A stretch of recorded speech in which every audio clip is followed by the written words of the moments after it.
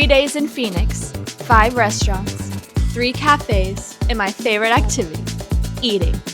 This is everything I ate in Phoenix, Arizona on my quick 72-hour trip. Let's go. First food stop is Lightheart Coffee for some matcha in Scottsdale, Arizona. Let's check it out. Lightheart Coffee opened in 2022 by 4 friends who loved quality time with each other and a great friendship. You can tell that they really focus on the cute, clean, crisp aesthetic along with fun flavored drinks. They have a lot of really cool flavors going on and fun drinks that make you feel like you aren't just drinking coffee, you're drinking an experience. I didn't get anything because I am caffeine free, but Lindley, how is the matcha? This is actually a pretty good matcha. I am a matcha connoisseur, self-deemed, but this is on like the really good side of matcha. I got an iced matcha with almond milk with an extra gram in lavender syrup, and the lavender is very nice. It's like very mild. It's not like too much, which I like a lot, but it tastes kind of on the milkier side, which I am surprised, because I added a 3rd gram. It's not very strong, not very overwhelming. I expected to have like a little bit more of like a punch of matcha with 3 grams, but it is still very good. I would give this like an 8 out of 10, and I would definitely come back here again. And the aesthetic is like So cute, like 12 out of 12. 12, yeah, 12 out of 12. Yes, The aesthetic 12 out is of very 10. cute. The patio was also very lovely. So definitely visit here. And they seem to know what they're doing coffee-wise too. Yeah, they look like it. Our next stop is Ingos for some lunch.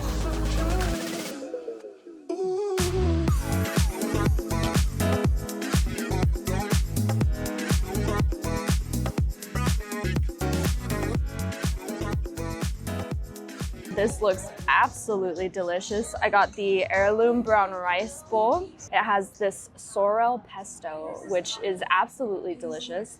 I just tried some. It's really spicy, but we're a big fan of that. It's light. That pepper is very forward facing. It also has kale, feta. We have a 5-minute gooey egg with some dill on top, some pumpkin seeds, the brown rice, some toasted sesame seeds as well. And then what caught my eye is pickled mushrooms. So I'm excited to see how that pairs with everything. I feel it'll probably be a little acidic, which I'm excited for. Let's dive in.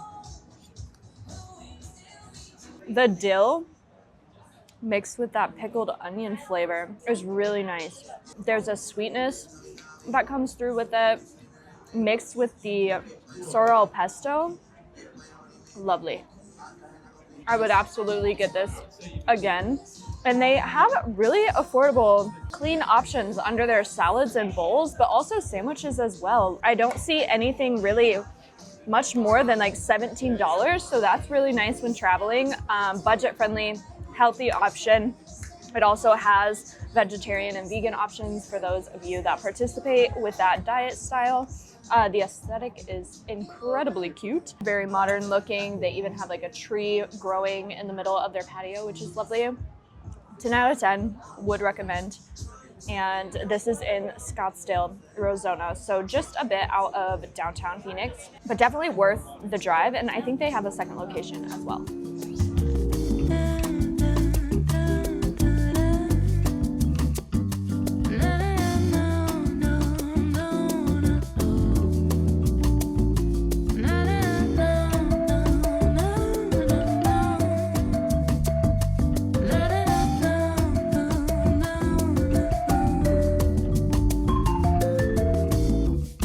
Okay, we both got the Harvest Bowl, which has multicolored quinoa, avocado, roasted sweet potatoes with bell peppers and zucchinis, which I thought they were gonna be a bit larger, but they did kind of a square cut, which is cool.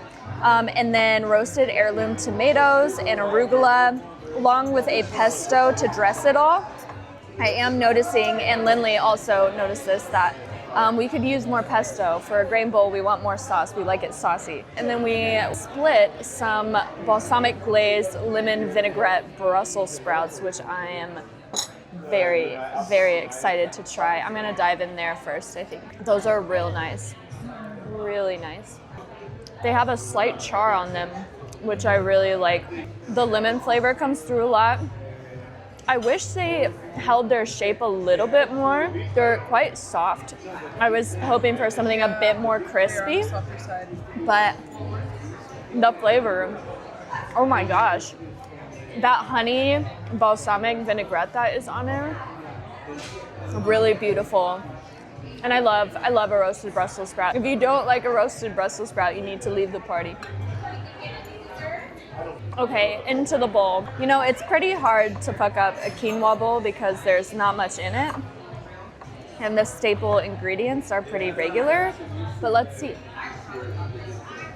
Ooh, oh, I like that a lot. The roasted vegetables, again, have a really nice charring. I wonder if they're using skillets for everything because the charring on there is really nice. Gonna get one of these tomatoes. Oh yeah, delicious. 10 out of 10. The pesto is really, really nice. And it looks like they have some flakes of raw garlic in here too, which I really appreciate. You can tell that George and Gather really pays attention to detail. Our waitress told us that they use a 130-year-old sourdough starter for all of their pizza doughs. They are really known for their pizza, so if you eat gluten and you eat dairy, definitely come here for the pizza. And then all of their bread as well that comes with their appetizers and other meals is also from a local bakery that apparently has the best bread in town. And I really, really appreciated their drink menu as well. Usually going for non-alcoholic beverages, there's not much that places offer. However, Gather had Ollipops, they had the Wild Wonder beverages. Lindley got the Guava Rose, and then I was gonna get a glass of wine, but the waitress brought out the wrong drink for Lindley at first, so I ended up getting a wild tonic. I don't even know what it is. I ended up getting this. With probiotics in it. With probiotics in it too, but it's 5.6 alcoholic beverage, so we love manifesting an alcoholic beverage. Overall, the atmosphere is really lovely. We're sitting out on the patio right now. They have a real fire going, really lovely music. The aesthetic inside the dining room is really beautiful as well. We are in Chandler, so it's a little south of Scottsdale, southeast of Phoenix, but it's only like a 30-minute drive back to Scottsdale, which isn't bad, and I would say it's fully worth it for the food and the aesthetic. Highly recommend George and Gather if you are in the Phoenix area. And I totally forgot to mention that they are a seed oil-free establishment. So if you come here, seed oils are not a problem. They also have gluten-free options. They have the dairy-free options. A lot of great options for the whole fam. So come here. I'm giving it a 10 out of 10 review. I am really enjoying my meal. And the portion is nice for a dinner size. You know, usually when you order like vegetarian or vegan, they skimp you, but not here, man. Not with George, and not as we gather. Tuning back in to talk more about that sorrel pesto, I'm thinking about it. I'm laying in bed and I'm thinking about it. It was so crisp and so green and fresh tasting and spicy, and it paired so well with those pickled mushrooms and the dill. Oof, go to Ingos. Get that sorrel pesto.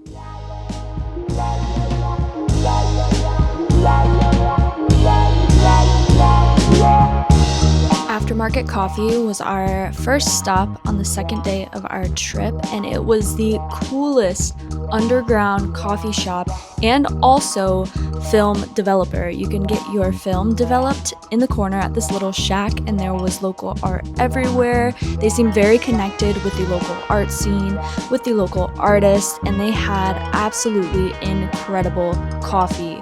My friend wasn't the biggest fan of her matcha, however, you could tell that this was a very coffee-forward place and a great place for locals to come and enjoy local art. The second stop of the day was the Indigo Room, which is a coffee shop and vintage store. It's a little house that's filled to the brim with all things vintage. Even the lounge areas in the living room are decorated as vintage, and everything in the house is for sale. It's such a cool business model to have an establishment slash coffee lounge with everything for sale. The bathroom was crazy, and I could have spent so much longer in here than we did looking at all of the tchotchkes and the things for sale. But we started to get hungry, so we headed over to Roosevelt Row for some tacos.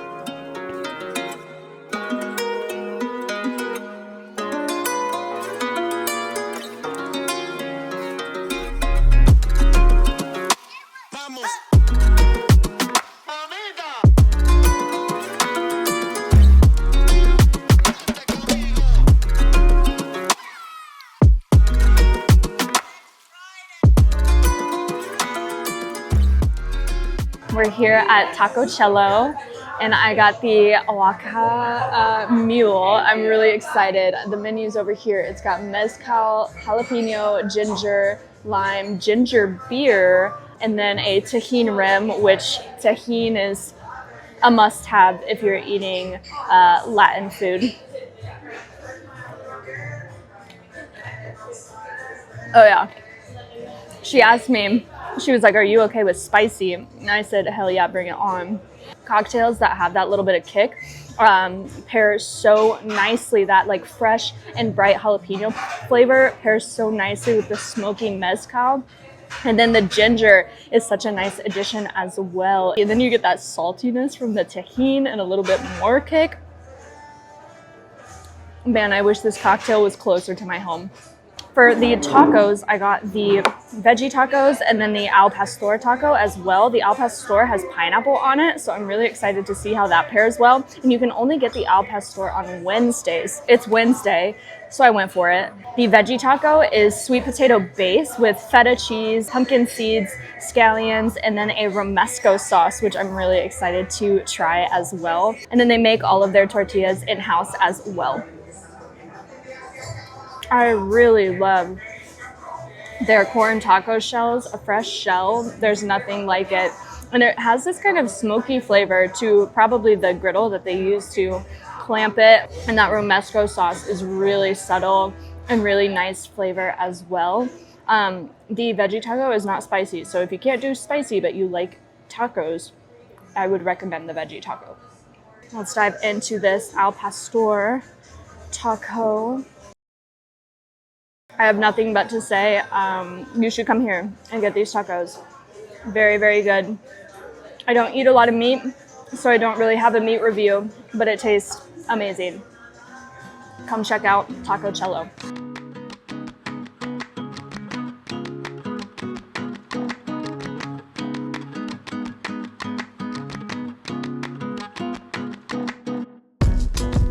We're at Farm and Craft now, which is a healthier spot. It's 5 minutes outside of the Old Town area in Scottsdale, and I got a Korean bowl. It's in the budget. Mine was about $16. They had a lot of fun options for the family, smoothies, fun drinks, and also a lot of food options like flatbreads, bowls, salads, and more. I'm really enjoying the way that the quinoa is seasoned. I'm not sure what it is seasoned with, but I'm vibing with it. The spicy aioli is really nice, drizzled over everything. The portions are really small, so I'm glad that I asked for a side of kale. I just wanted some more green, some more fiber for my diet today. And I'm really glad I did add that because the portions are quite small, and what my friend got, it was kind of one-dimensional, not the best, and the portion was really small, so I don't know, this might be a hit, this might be a miss for some of you. Mine is really good though. I'm a fan of the edamame, the slaw is really yummy, the kimchi is mid, but the quinoa, the sauteed vegetables, and the aioli with the runny egg are very, very nice flavor profiles. It's definitely a cute aesthetic, but as far as food goes, not sure. Mine was good. The other was very, very mid.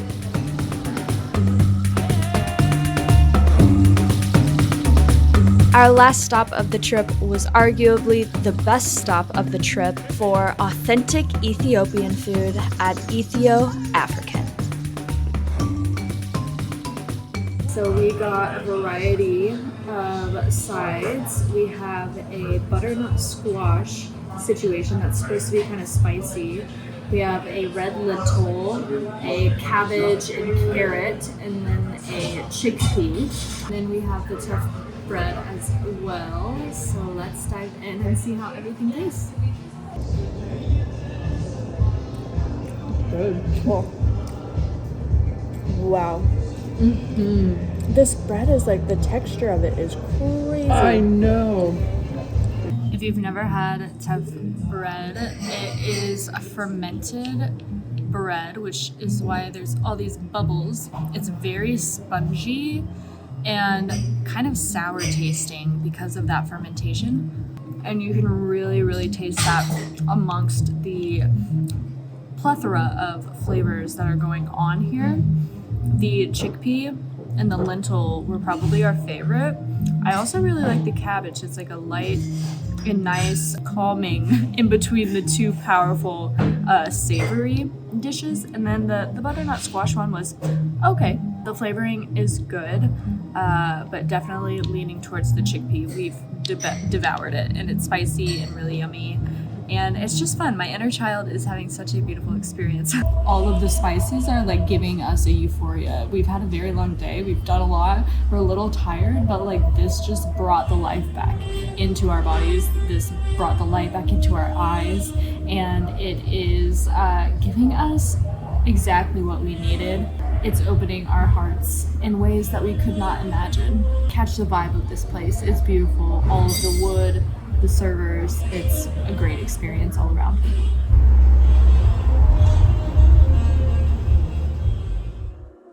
Thanks for tuning in to Everything I Ate for 72 Hours in Phoenix, Arizona. Be sure to stay tuned for my other 2 Arizona vlogs, my Sedona 24-hour day and my Phoenix, Arizona Everything We Did for 72 hours. Comment below what food you'd want to try in Phoenix, Arizona, and let me know where I should travel to next and what I should eat.